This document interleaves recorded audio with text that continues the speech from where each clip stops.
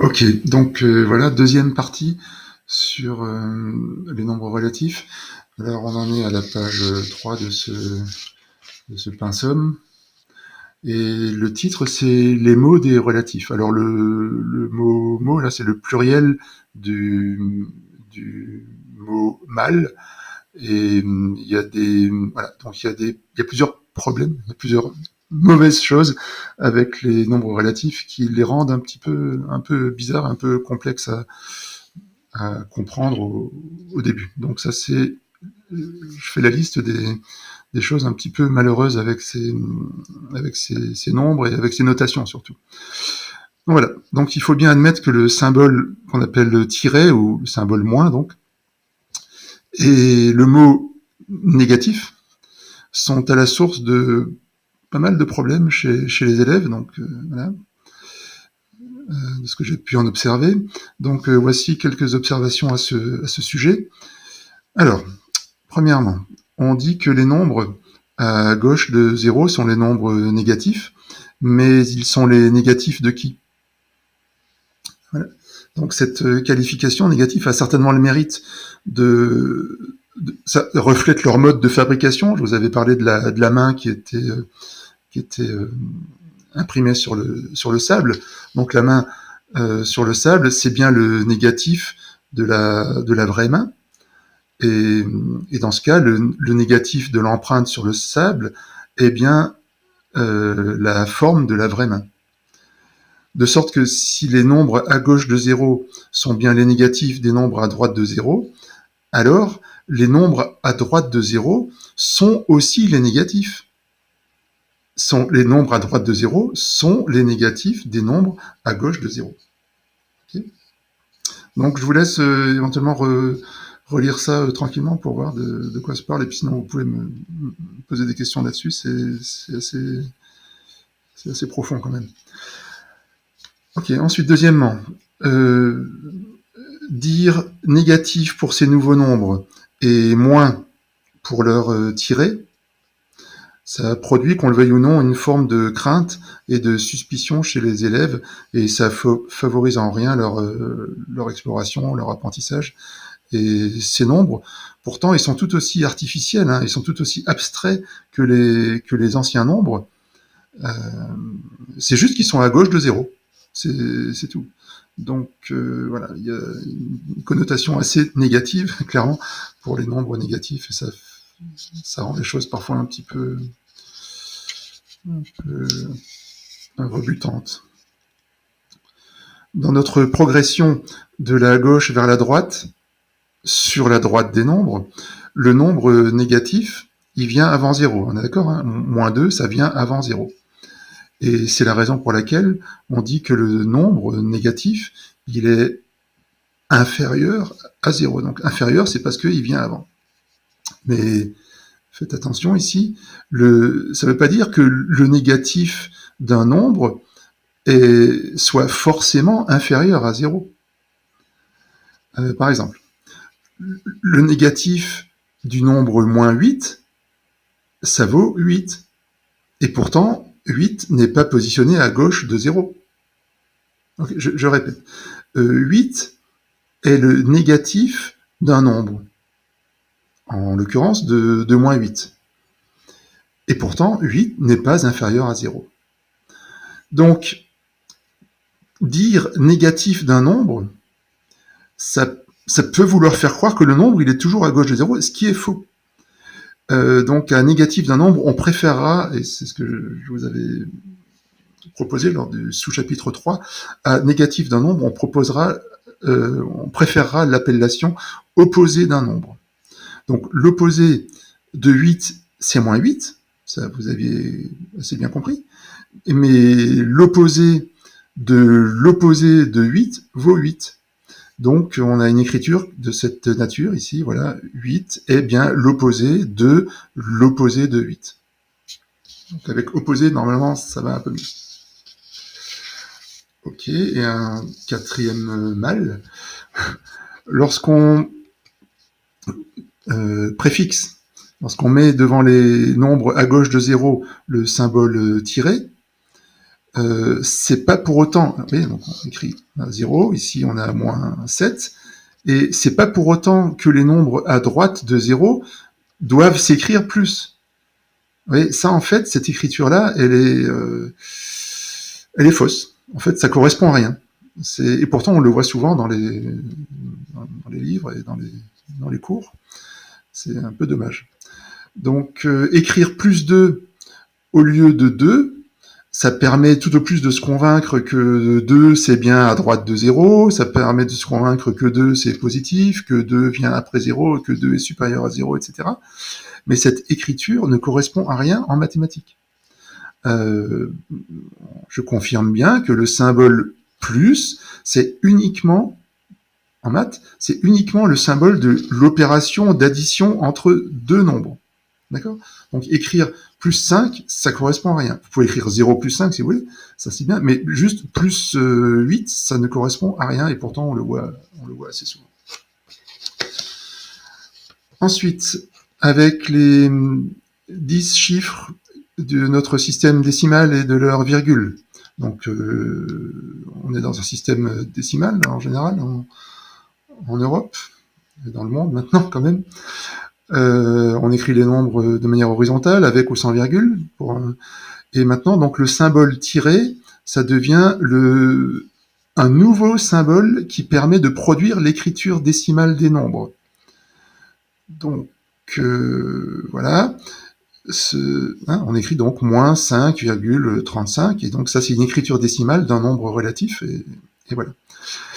Et il faut bien comprendre une chose, c'est que, et non des moindres, ce tiret-là n'a absolument rien à voir avec l'autre tiret qui est le symbole de la soustraction. Quand on fait 2 moins 1, ça c'est pas le symbole de l'opposé. Et ça, c'est pas le symbole de la soustraction. Ça, c'est l'opposé, et ça, c'est la soustraction. Donc, il y a deux significations différentes au signe moins. Donc, ça aussi, ça rend les choses pas forcément évidentes à comprendre pour tout le monde, quoi. Voilà. Voilà, en gros, ce que je vais vous dire sur les nombres relatifs. Alors après, voilà, il y a un petit passage culture générale sur ce qui est relatif en physique, en sciences de la vie et de la Terre aussi. Donc c'est quand même intéressant de voir pourquoi et comment on utilise ces nombres dits négatifs dans la vraie vie. Donc je mentionne ici la physique, car dans le projet de modélisation de l'univers, l'homme a cherché à créer des modèles du monde qui l'entoure. La physique pose avec grande naïveté, avec candeur, la question de la relativité ou de l'absoluité de son zéro. Vous allez voir, c'est peut-être un petit peu confus là, mais je vais éclaircir ça après. Donc, au fur et à mesure des progrès de la physique, la physique, les hommes vont répondre à la question, mais où est le zéro ? C'est la question qu'on se pose, en fait. Donc il y a un grand monsieur, évidemment, c'est le grand Albert Einstein, qui a dit « tout est relatif ». Donc voilà, c'est pas ça qui va changer notre vie, quoique quand un monsieur de cette nature dit ça, et quand on sait ce que ce physicien a fait, quand on connaît la nature de ses travaux et leurs conséquences surtout, pour ceux qui voudraient fabriquer une bombe atomique, Monsieur Einstein avait de bonnes raisons d'affirmer cela. Donc, quoi qu'il en soit, au fur et à mesure de l'apparition des nombres négatifs, des astronomes, des banquiers, l'Église leur ont trouvé des usages assez pratiques, et ils ont pu créer des échelles de mesure assez souples, flexibles, qui permettent de positionner les zéros selon leur connaissance du moment. Voilà. Donc, dans les trois exemples qui viennent, on va expliquer comment en physique, l'usage des nombres à gauche de 0 n'est pas indispensable, mais qu'il est très pratique. Cet usage des nombres à gauche de 0 est justifié pour des motifs historiques, pratiques, et puis d'intelligibilité, c'est-à-dire pour optimiser la communication. Voilà. Donc, on y va. Lorsqu'on mesure une température ou une altitude ou un temps, on dit, ben voilà, il fait 20 degrés dans cette chambre, ou on dit, si on est au sommet du Mont Blanc, nous sommes à 4807 mètres, ou on dit, bah tiens, nous passerons bientôt en l'an 2025.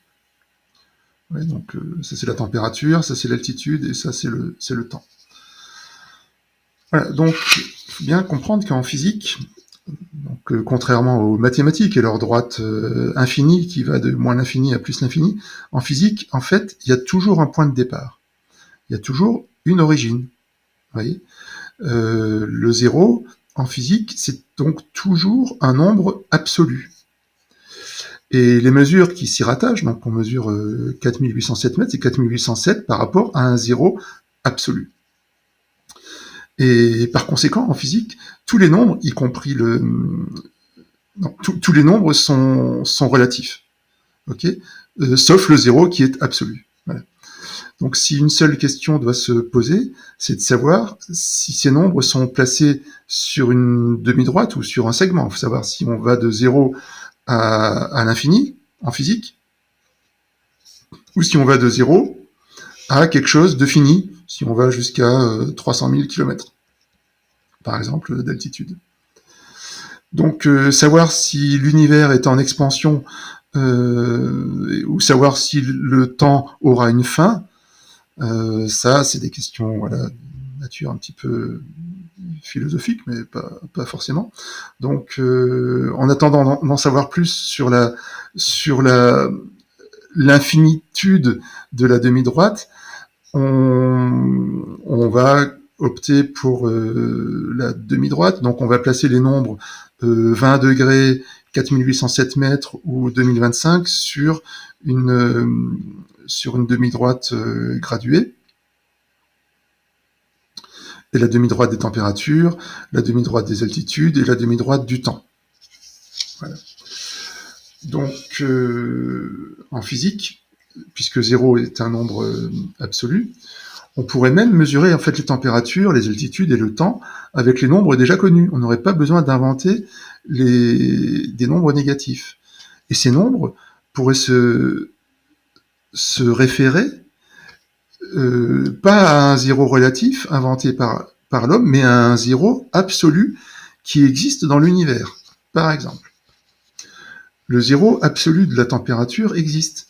À cette température, je ne sais pas si vous voyez ça en physique, à cette température, les électrons autour des noyaux des atomes, les électrons ne bougent plus. Et en fait, il n'existe rien de plus froid que cette température. Ça s'appelle le zéro absolu.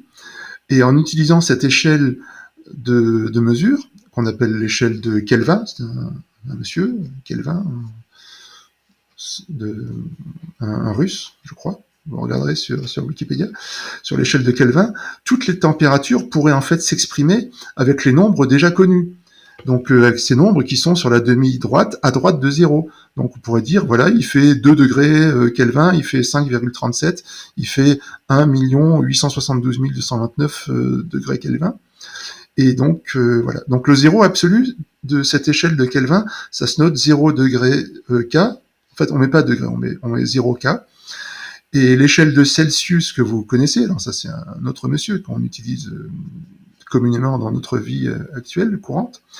L'échelle de Celsius est définie son 0 à L comme la température à laquelle l'eau liquide se transforme en glace. Vous savez, c'est le 0 degré Celsius. Et en fait, le 0 Kelvin, ça vaut moins 273,15 degrés Celsius. Donc en fait, une température ambiante qu'on appelle de 20 degrés Celsius dans votre salon, ça vaut 293,15 Kelvin. Et voilà, donc le zéro absolu existe, et donc on ne serait pas obligé d'utiliser des nombres négatifs pour dire, ben tiens, aujourd'hui il fait moins 10 ou il fait moins 5. On pourrait dire, ben aujourd'hui il fait 268,15 Kelvin au lieu de moins 5. Un autre zéro absolu qui existe, c'est le zéro absolu du temps. C'est le début de l'humanité, c'est même le début de l'univers, c'est le Big Bang. Et celui-ci a eu lieu environ 13,8 milliards d'années. Et en principe, ça c'est des choses assez théoriques, mais le temps n'existait pas avant le Big Bang. Et vous savez bien que l'an 2025, c'est pas le compte du nombre des années après le Big Bang. Hein. 2025, c'est après la naissance de Jésus-Christ. Donc 2025, ça exprime une durée relative à Jésus-Christ et pas au Big Bang. Et dans l'absolu, 2025, ce serait l'an 13 milliards 800 millions 2025. Vous voyez ? Et le siège d'Alésia, qui a eu lieu en moins 52 avant Jésus-Christ, en fait, il aurait eu lieu en 13 milliards 799 millions 999 948. Vous voyez ? Donc là, on était, même pour le temps aussi, on n'est pas obligé d'inventer moins 52 pour dire que le siège d'Alésia a eu lieu en moins 52. On aurait pu dire il a eu lieu en 13 milliards 799 millions 948, et ça serait tout à fait juste. Donc évidemment, c'est un peu compliqué à dire, c'est pour ça que on a changé l'échelle et on s'est dit tiens, on va mettre un zéro, on va mettre le zéro ailleurs que au début de l'origine des temps. On va mettre le zéro à la naissance de Jésus-Christ, par exemple, mais il y a d'autres civilisations qui utilisent d'autres événements, d'autres moments historiques que celui-là, comme vous le savez. Le zéro absolu, par exemple, des altitudes terrestres aussi existe. Par exemple, sur Terre, c'est le centre de la Terre, le centre de la sphère. Une fois qu'on y est, on ne peut pas descendre plus bas que le centre de la sphère. Donc, quel que soit le mouvement qu'on fasse quand on est au centre de la Terre, on va remonter. Sachant que le rayon de la Terre est d'environ 6352 km, si on utilisait cette représentation, le zéro absolu des altitudes terrestres, le sommet de l'Everest, il serait distant de 6360,849 km. Ça fait 6352 plus 8 environ. Et l'altitude de Rennes serait à 6352,030 km. Donc pour des raisons pratiques, vous voyez bien, on mesure les altitudes par rapport au niveau de la mer aujourd'hui. Donc le zéro, c'est le zéro de la mer, et encore ça pose des problèmes parce qu'on ne sait pas très bien, ça bouge, il y a les marées, tout ça, voilà. Donc les 8849 mètres de l'Everest et les 30 mètres de Rennes sont des altitudes relatives à ce niveau de la mer. Cela est très utile, mais ça exige en contrepartie la création de nouveaux nombres, donc négatifs, pour mesurer l'altitude des points qui sont situés sous le niveau de la mer. Et les fosses marines, par exemple, les plus profondes, sont situées à 11 034 mètres sous ce niveau-là, c'est-à-dire à moins 11 034 mètres, mais dans l'absolu, elles seraient à 6 352 moins 11,034, c'est-à-dire à 6 340 966 mètres, si on mesure en mètres et pas en kilomètres. Voilà. Donc après les nombres, les physiciens et les mathématiciens ont créé d'autres objets, par exemple les vecteurs. Ils donnent alors aussi au symbole moins une signification palpable, par exemple une force qui s'oppose à une autre force. Vous savez, vous avez une force ici, et puis vous avez une force qui s'oppose à cette force, alors on l'appelle moins F.